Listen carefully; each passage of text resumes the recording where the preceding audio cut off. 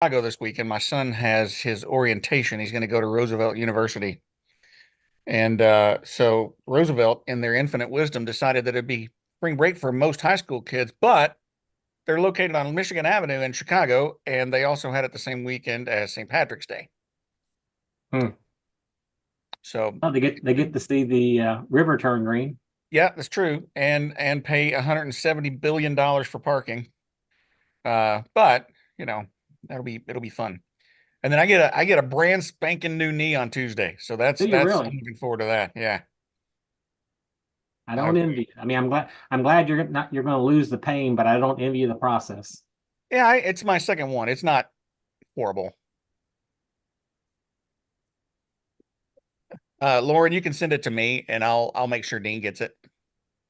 Great, I appreciate that. With that new knee you're about to onboard, you got to complete this True Age Complete through TruDiagnostics. Find out what your optimum healing motions and potions should be. I mean, Yeah, I'm a true believer, so I will send you my question. Thank you very much, please do. and good luck with that knee replacement. Thank you. No, it's my second one. I'm old hat at this. You're the going to be the bionic man here. Yeah, yeah. The only thing I'm better at than surgery is limping. Practice makes perfect, right?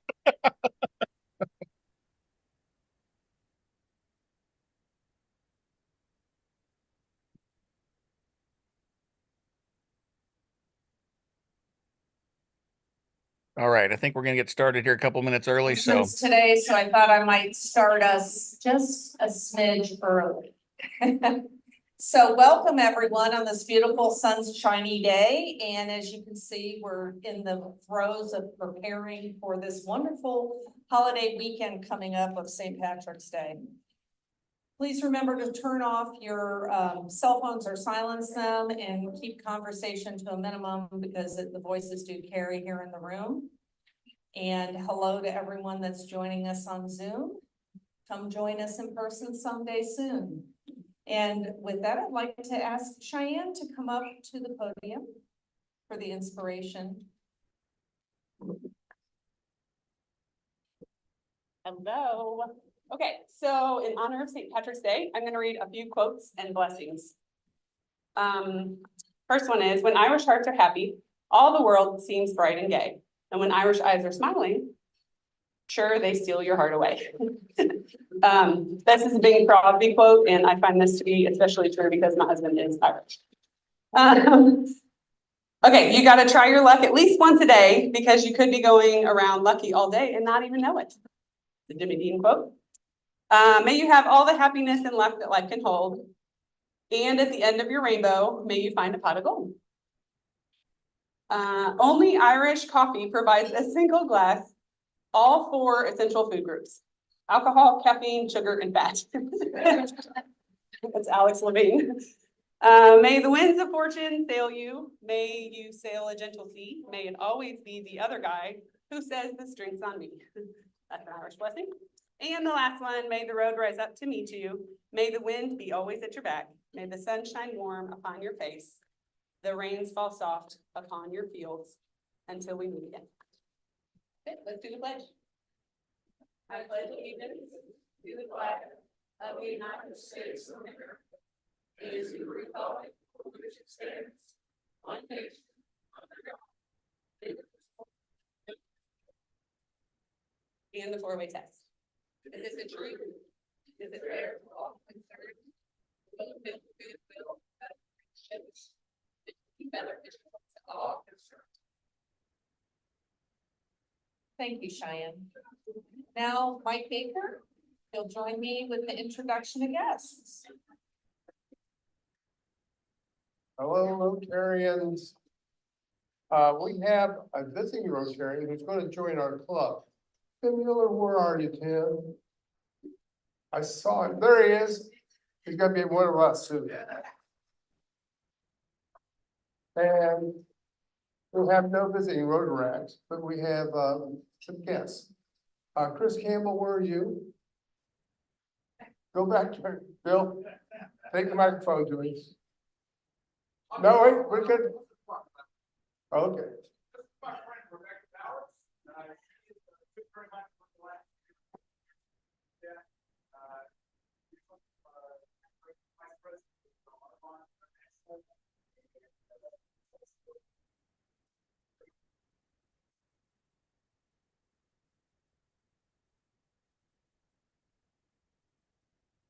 And Panda Bryant, where are you hiding? There you are, okay, Bill's got you. Bring her to the microphone. Up here, Bill.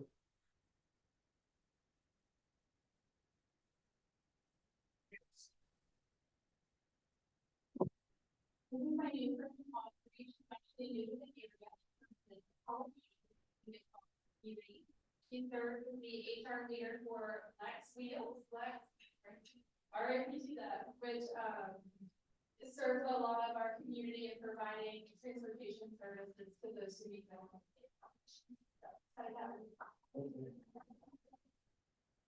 Okay, everybody, welcome to Rotary.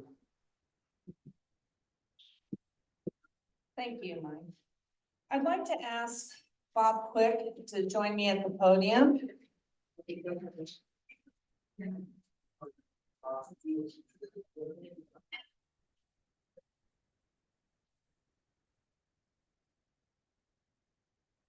Many of you know Bob as our fearless leader of Commerce Lexington, and I'm very excited to announce that he is our newest honorary member of Rotary. We're so excited to have you here. Thank you. Yes.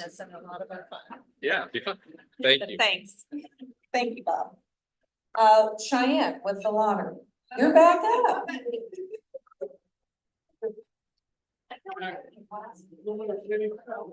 With his headband on. 610, and we're looking for the ace of clubs. Ace of clubs, the pot is 610. Okay, Oh, there's two. number 9670. Oh, Let's do two. 9670. I sold them all, so it's gotta be somebody. Someone has it. 9670. Oh, Michael. Okay.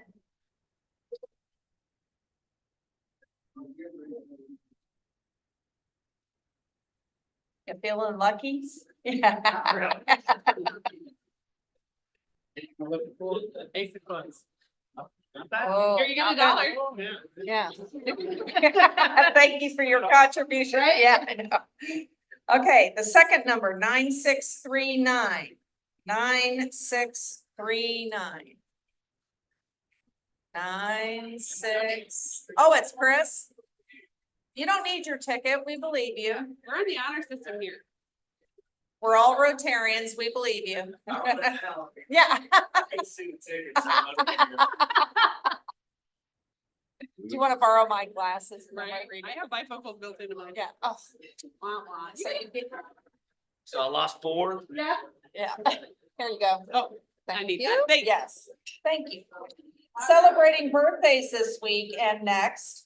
Jenny Schnurr, Jake Graves, Jim Pope, Brandon Fraley, Amanda Huddleston, Laura Mobley Korn, Mary Beth Wright, Jim Martin, Matt Goebel, and Dan Miller. Happy birthday, Rotarians.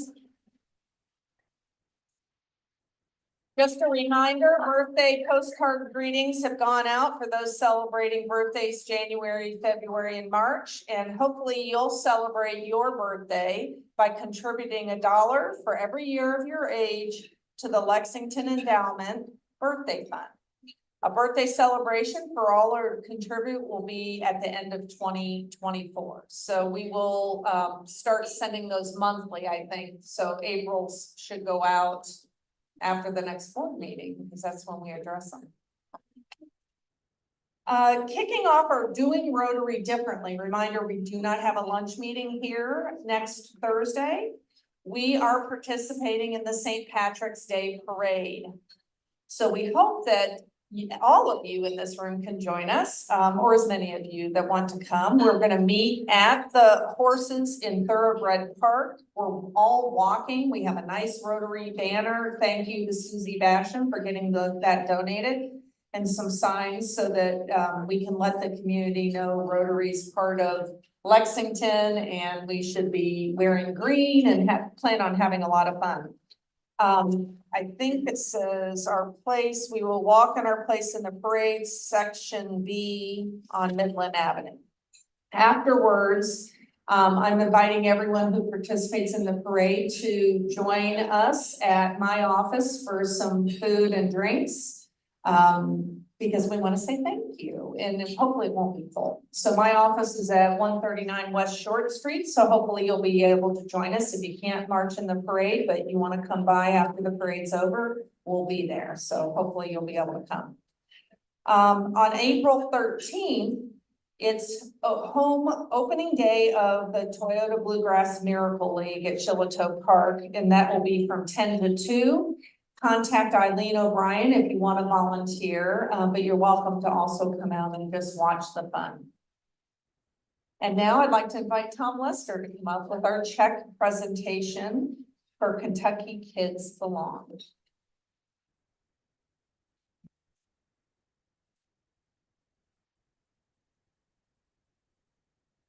Check. So who's taking a picture? Okay. It's my pleasure today to introduce Dana Gleason, who is the state manager of Kentucky Kids Belong. The endowment committee had a sizable number of very impressive applications for support from Rotary this year. But we thought that Kentucky Kids Belong did the best in leveraging our support. This is an organization whose mission is to help equip foster-friendly communities to improve experiences and outcomes for kids in foster care, video storytelling of individual kids in need of adoptive families, and so on. So it's very impressive. They do a great job for the community, and I would ask you to join with me in congratulating them for the work that they do on the community's behalf. Okay.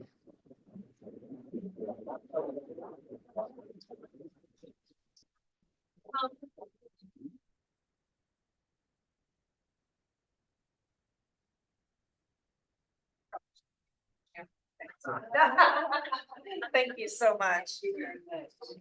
Thanks. Thank you. Appreciate it.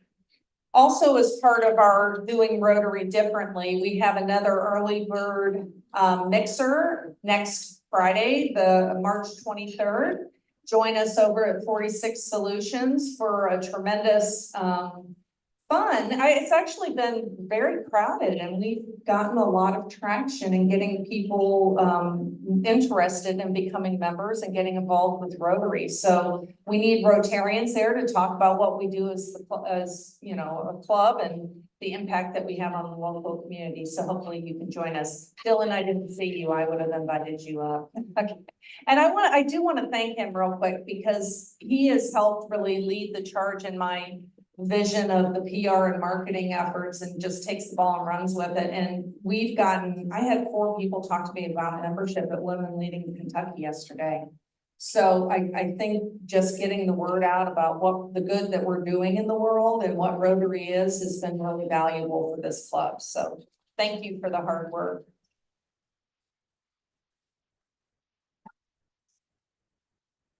I'd like to invite Susie to join me at the podium, introducing, boy, she's been a machine on getting new people to come and bringing guests. Thank you, Susie. 2 new Rotarians.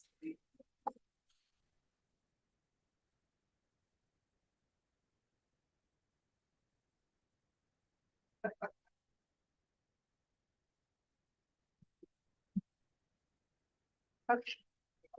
Y'all need to come to the parade. It's going to be a lot of fun. I'll have these and all kinds of stuff for us, but also I just wanted to say a quick happy Pie Day to everybody. And I have a very special pie for our very special Dylan, because he was giving me a hard time yesterday. So first of all, I want to introduce Matt. Julie, why don't y'all come up here, and that way we don't have that. Oh, I didn't bring my glasses. Oh, no. Yes, that'd be great. That works. Oh, perfect. Wow, these are good. Okay. This first off, this is Matt Tabb. He is a business manager with Messer Constructions, and since early last year, one of the things he does is he identifies and leads project teams to pursue new projects and opportunities in Lexington office. One of his key clients is UK, and you might have noticed there's a whole lot of work going on in UK. He's also worked on the state Capitol Dome restoration project in Frankfurt, which is really cool. When not chasing construction work, he enjoys spending time with his wife and 2 daughters and attending dance competitions and soccer tournaments. All of us have been there. UK runs deep with him, go Big Blue. And he went to school there, met his wife there, proposed to her on campus. Both his wife Ashley and Matt have also worked at UK and hope both of their daughters will go to UK. So do we. He's not a native Lexingtonian. IBM brought him here, and you know how IBM was. I've been moved.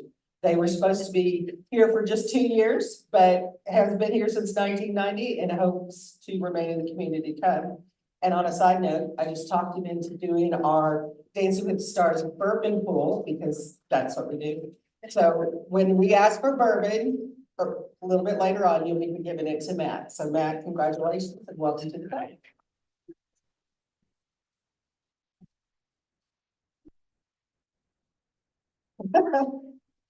The next one is we have Julie Kwasniewski.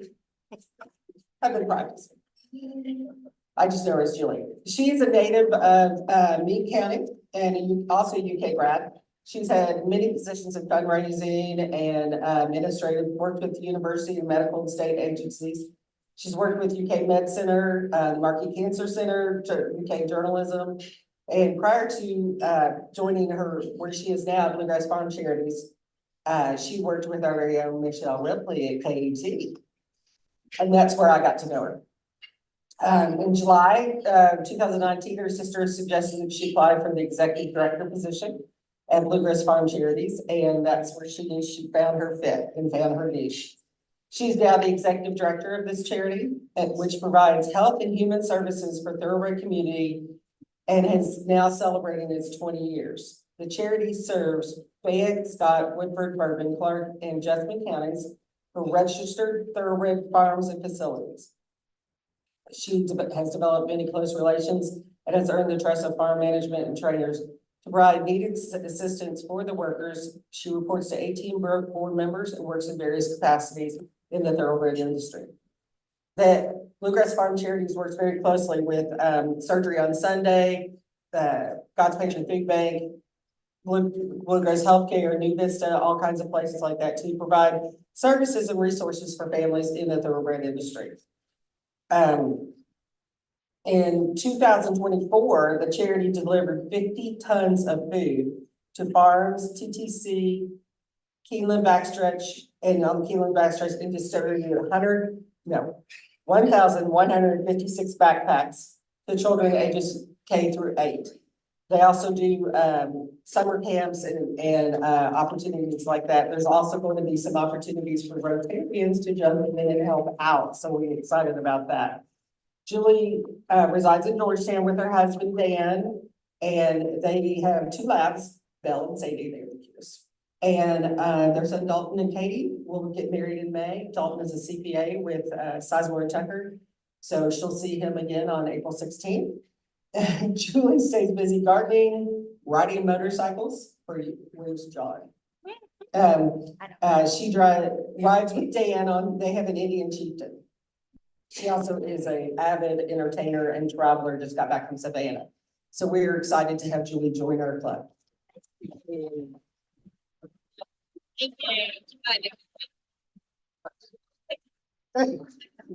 I'll give you your glasses and your agenda. There you go. Thank you. And now Jamie Schrader introducing another wonderfully new Rotarian. We're so glad to have you. Thank you, President Kim. Nothing's more gratifying as a Rotarian than the honor of introducing a new Rotarian. And it's my honor today to introduce Jared Paul.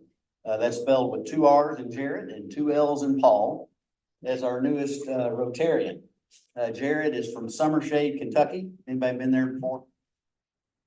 Oh, got one in the back. Metcalfe County, went to UK, grew up on a farm, then went to UK, worked his way through college, working as a teller at a bank. He stayed in banking, working up his way as a commercial banker. He's now vice president and a rising star at Traditional Bank. He's married to Kate Von Lockham, who's a periodontist.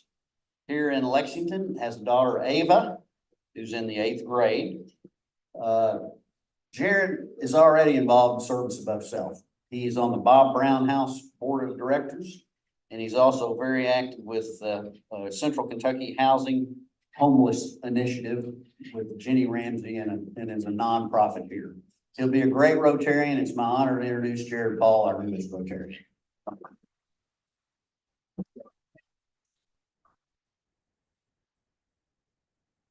Glad to have you. This is so exciting. Now I'd like to invite D.G. Gridley to introduce today's speaker.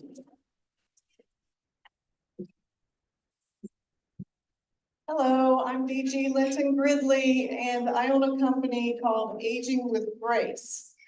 And I think Brett Anderson thought that I would be a good segue for introducing Hannah Wendt, who is the co-founder and director of operations for TruDiagnostics, a company that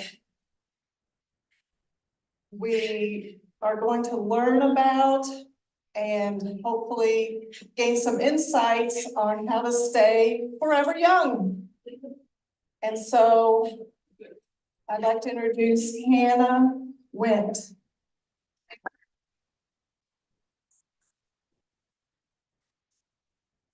Thank you for the introduction. Nice to meet you, everyone. My name is Hannah Wendt. I'm the co-founder of a company called TruDiagnostic. And gotta make sure my clicker works. Today, we're gonna be talking about an introduction to epigenetics and how this is the #1 biomarker you all should be measuring. And we'll have room for questions at the end, so keep that in mind. We have a lot of information to get through. So with further ado, I just want to introduce our company. We really specialize in looking at health data, or what we call epigenetics, that I will define for you here in a second. We're still a very new company. We started in July of 2020. We own our laboratory facility. It's actually located right off of Harrodsburg in New Circle. If anyone ever wants to come take a look, they're more than welcome to take a tour of the lab as well. I want to start with a little family feud style game. You all can raise your hand or shout it out if you know the answer. But we often look at all of these outcomes on the slide as a primary outcome. These are what we would traditionally be known as these diseases or age-related diseases. But there's actually a biggest risk factor for all of these, and that is the one thing they have in common. Does anyone happen to know what it is? Diet, inflammation, those are good guesses. Genetic, someone said it. Age. All right, so in this graph here, what we can actually see is it's gonna be age.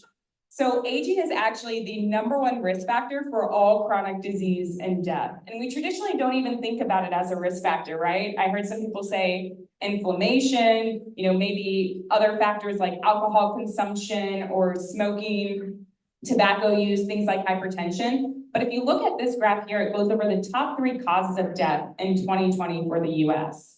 You have your heart disease, you have your cancer, and you have COVID-19. And if you look at that purple bar there, aging trumps all of those other factors. So this is really interesting and a really new science because we now have a way to measure the aging process. And that's exactly what we do at my company, TruDiagnostic. We do this through looking at what we call epigenetic modifications. So I know someone also talked about genetics being the #1 risk factor, and I'll define how these are different on the next slide. But I just want you all to think of epigenetics as a way to control how your genetics are expressed. So think of it almost as a light switch, if you will. Now, the difference between genetic testing and what we do at TruDiagnostic is you can only test your genes once, right? Those are going to be positions that you actually inherit from your parents, and they're never going to change. But with these epigenetic modifications, those are things that are going to be changeable, and they're really in our hands. So we'll talk about some of the ways that you can change this, but some off the top of my head just include lifestyle modifications.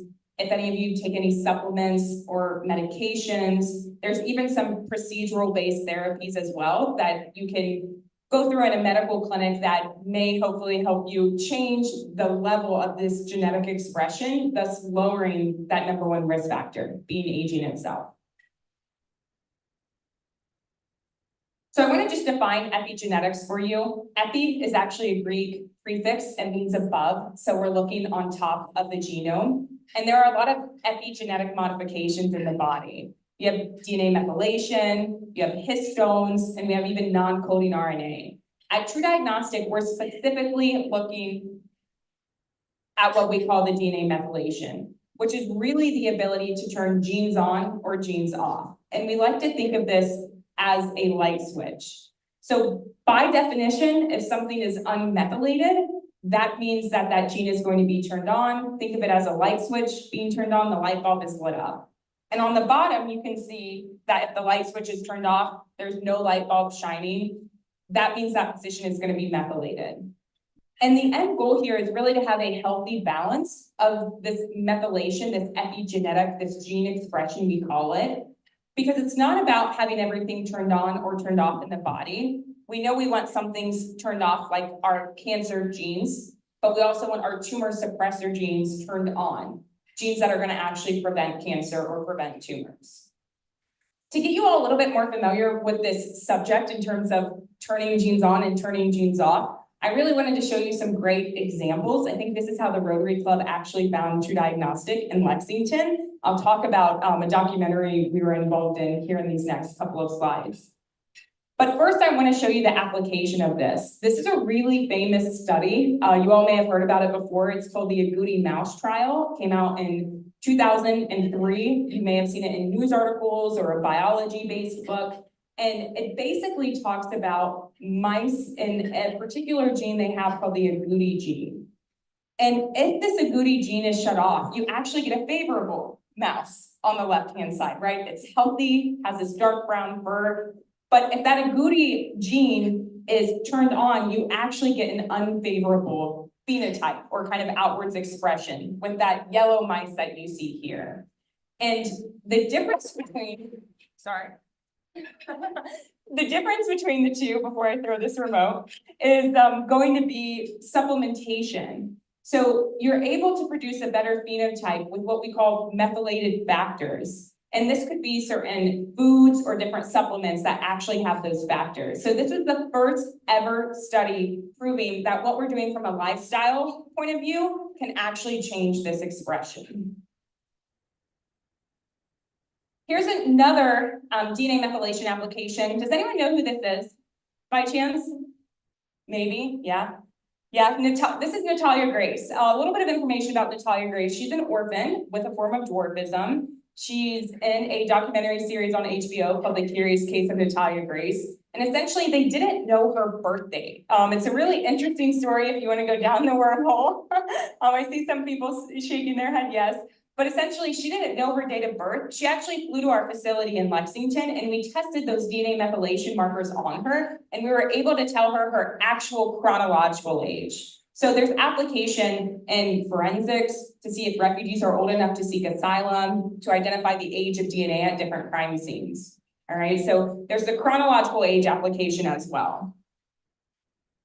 The last application I want to show you is one with schizophrenia. So for those who aren't familiar with schizophrenia, it actually has to be diagnosed in the clinic. You have to physically go see a healthcare provider, which again can be a big lift depending on where you're located or how old you are.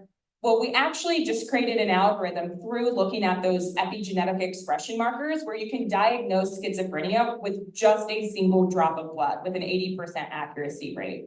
So hopefully you all are starting to see some of the applications of this science, even with it being all relatively new. So this leads us to this idea. We have two different ages, right? We have our chronological age.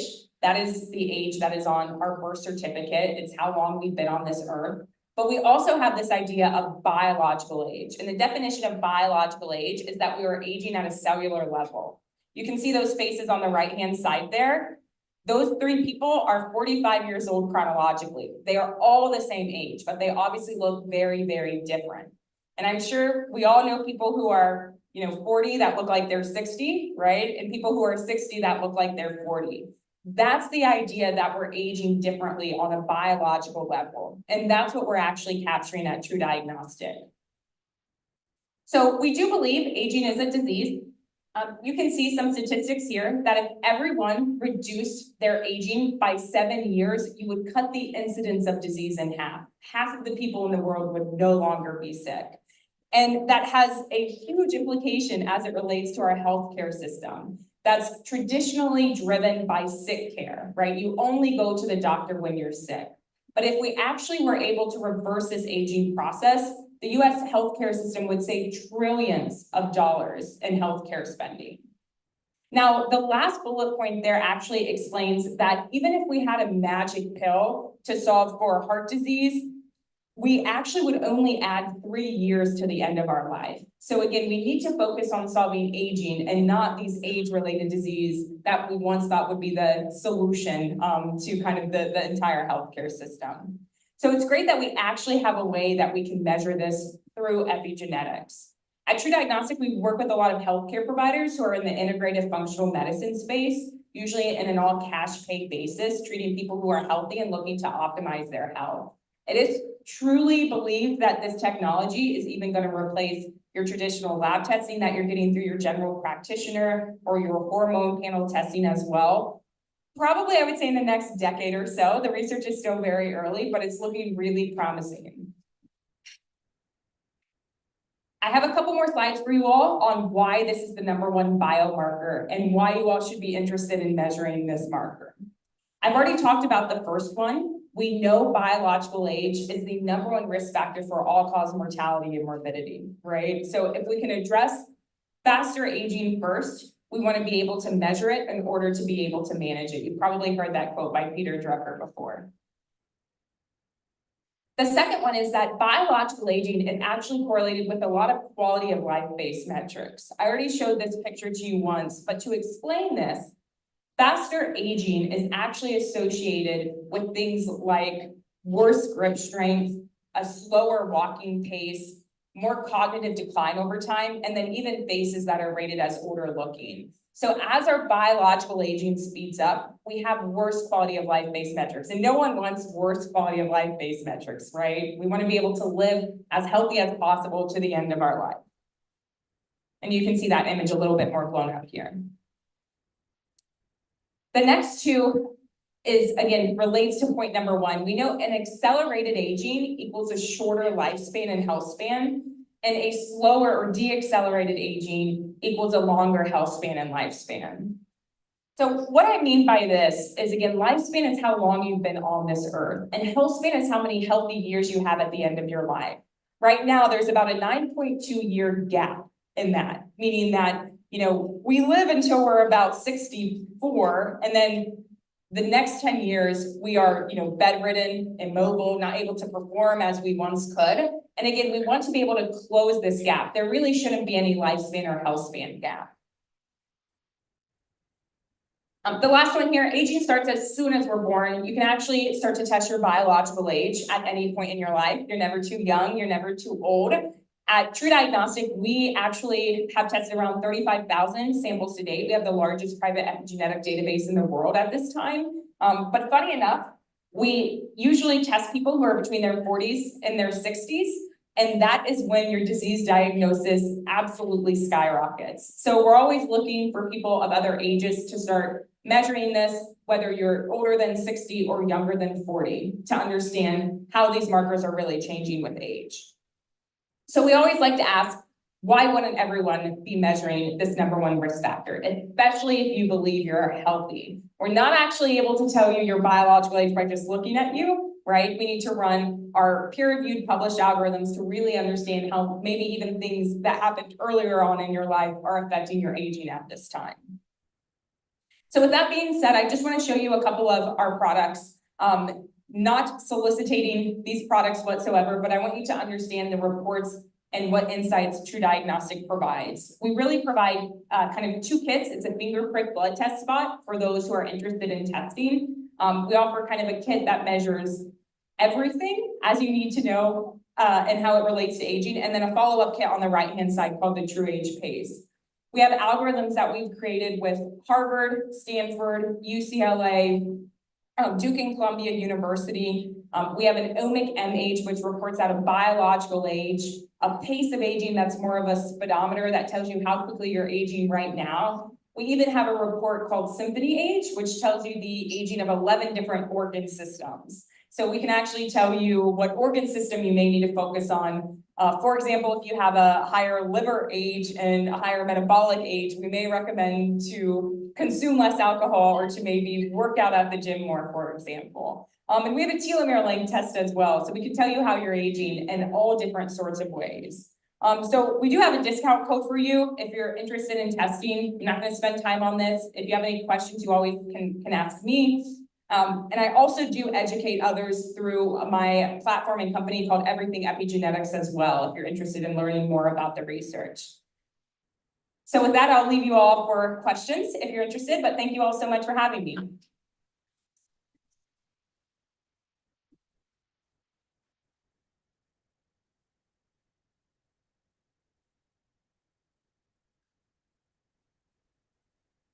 We're always, I love the involvement and the eagerness. So we're always running different clinical trials. And if, as a group, that's something that you all are interested in, we can always put you on a list and reach out if we ever need sample collection. So we kind of leave a database open for that. Absolutely. We can have a sign up list. Not everyone has to be involved, but those who are, absolutely. Some of the testing we found that all have recommendations on things that could be done to reverse Yeah, usually that's the number one question that we get. So absolutely, and we would help you with that and walk you through the report. So we mainly, again, serve healthcare providers who are very knowledgeable and, you know, that we train up on this subject so they can consult with their clients or their patients individually. But we offer consults to anyone who purchases kind of the kit as a consumer. I will tell you right now, I've done so many of these report reviews, and the number one recommendation would be just to focus on those lifestyle factors. So if you're thinking, you know, stress, exercise, sleep, diet, I would say are the main four. There's some others as well, like insulin sensitivity, reducing toxic load, you know, no alcohol consumption or smoking and keeping a healthy weight. If there is an area, if something, you know, just sparked your interest right there, like, oh, I could work on that. That's probably, I would say, the number one recommendation that we would give back to you. And you see massive changes before and after just with lifestyle. Yeah. You commented that grip strength, Yeah. how does that correlate with biological age? Yeah, so if you have accelerated aging, you're gonna have a weaker grip strength. The grip strength tests are really easy to do, right? You can buy those machines, the grip strength machines, pretty much anywhere. But even using just the DNA methylation and the epigenetic markers, we can actually offer you a score for your grip strength as well. So we're seeing more and more applications for this DNA methylation and epigenetic testing outside of even aging, where we could tell you your gait speed and different kind of functional measurements as well. We actually have a report that tells you what your physical fitness age is and what you may need to work on based on those markers. Does it follow that improves the grip strength? That changes the biological age? So if you have accelerated aging, we would see a worse grip strength. But if you then worked on things like maybe, you know, grip strength exercises or actually lifting weights, we could see your biological age reverse, and it would be due to having a better grip strength.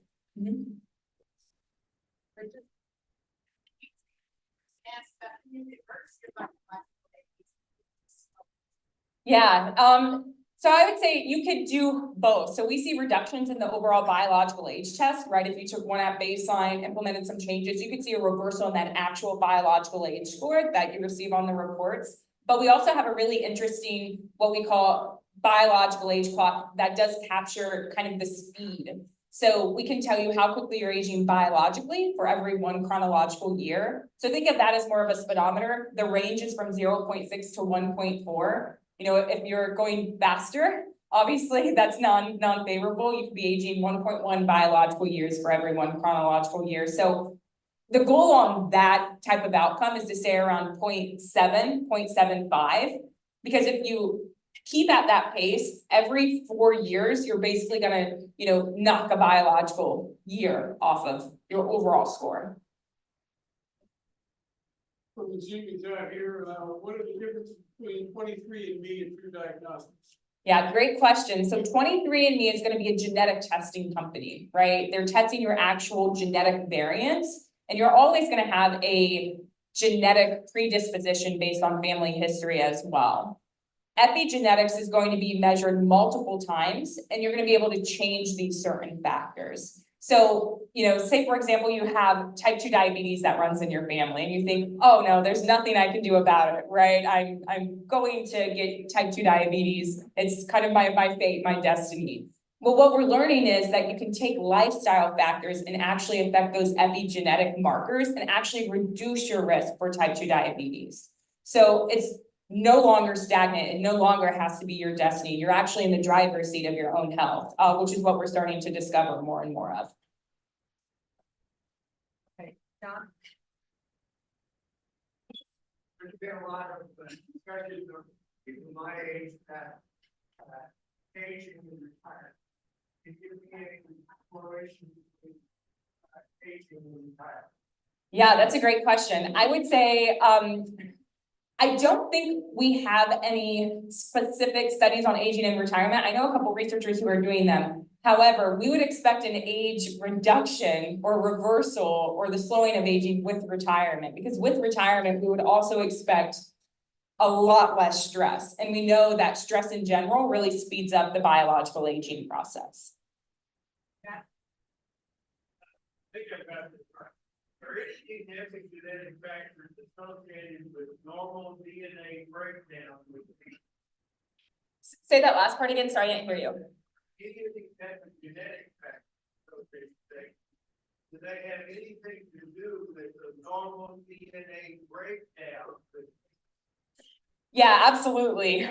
There's a lot of theories of aging. So this is where it may get a little bit more complicated. But yes, is the easy answer. One theory of aging is basically this hyperfunction theory of aging, which means aging is kind of the decline in all of your processes, right? Your cells start to look more and more like one another. Their transduction signaling, so their signaling pathways aren't as clear anymore. That's my favorite theory of aging. It's probably, I know it's not everyone's, but I think it's exciting because what we can do is make certain molecules, medications, drugs that actually kind of slow down the growth of the body. So we're not going as fast anymore to extend that lifespan and health span essentially. Do you have a list of preferred practitioners that 100%, yeah. There's one local in Lexington that I would even recommend as well. They're called Wild Health. Yeah, but if you ever want an introduction, I could definitely connect you with them.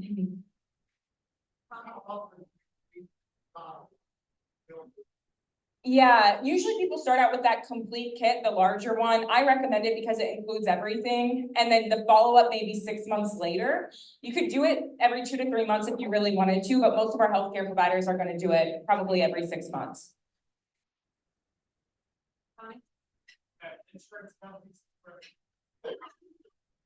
Yes, there are some companies that will definitely eventually use this information in the biological aging for insurance-based purposes. Is that what you're asking? Yeah. That's what I was wondering too. Yeah, insurance unfortunately won't cover it at this time until aging gets defined as a disease. It's not technically defined as a disease by the FDA.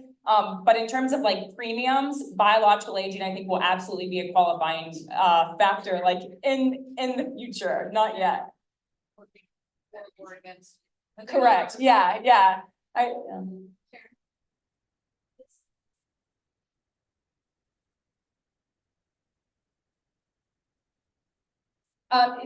You can purchase it if you want to. You don't need a physician. Yeah, so it's just a blood spot card. So you just prick your finger, drop it on the card, and then comes with an envelope. You ship it back to us and get results back in 2 to 3 weeks or so. How do you share your data? Yeah, so epigenetics is really interesting in a way that the results, that raw kind of file we're pulling from, we measure about 1.2 million DNA methylation markers. That's always going to be changeable, right? When you're doing more of the 23andMe testing or the genetic information, that's your DNA. It's never changing, right? So people can actually reach out to 23andMe, or, you know, there've been data leakages and concerns with that. But if for, you know, whatever reason, anyone was able to view your raw file, they would never be able to point it back to you. So we use the de-identification process with a barcode. You register that kit online. All you send us back is your sample in a biohazard bag with a barcode on it. If it means anything to you as well, we are, you know, SOC 2 compliant. We use Amazon Web Services for kind of our procedural technical flow as well, which is super secure.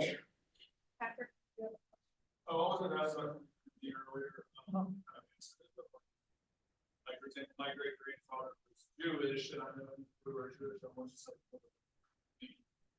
right. I mean, she didn't carry it, and the whole house sister also had it years ago, and she had it. So I guess this in my mom probably doesn't carry it, therefore I don't get it. Also, stuff like that. Yeah, that would be more genetic based, absolutely, but epigenetics is not far behind it. So like that schizophrenia paper I showed, right? I mean, the insights that you can tell from just a couple drops of blood with these DNA methylation markers, and her maybe being able to reduce that risk over time from an epigenetic standpoint will absolutely be possible in the future. But yeah, right now, I would say most people hear about TruDiagnostic because we're really, really good at reporting out the aging process. You know, we're not a biological age testing company. We are an epigenetic DNA methylation testing company because we truly believe this is the biomarker of the future. One more thing. Is there a difference between aging and longevity? Oh, you're throwing the tough questions at me, aren't you? It depends who you ask. I would say aging, again, has a lot of different definitions. I think that's an open-ended question. I would just define it as more of the dysfunction over time, where longevity, you know, is really the process of extending lifespan and health span together as best as possible. So I would look at them differently in that way, but I'm sure there are other ways you can look at it as well.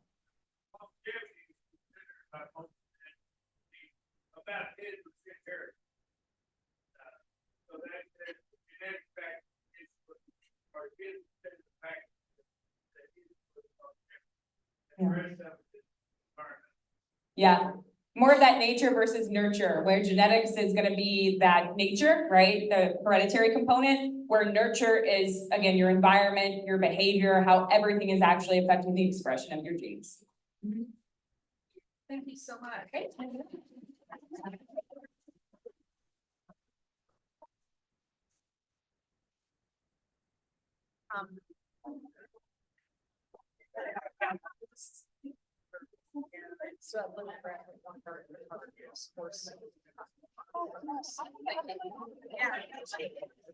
Well, it sounds like we have some great interest. Reminder, look at your wheel horse. We've got a lot of exciting events. RILA happens near the end of April, I think on the 20th. And if you are interested in volunteering, see Dean Hammond, but we will provide more information at another meeting. And with that, we're adjourned. I hope you have a great day.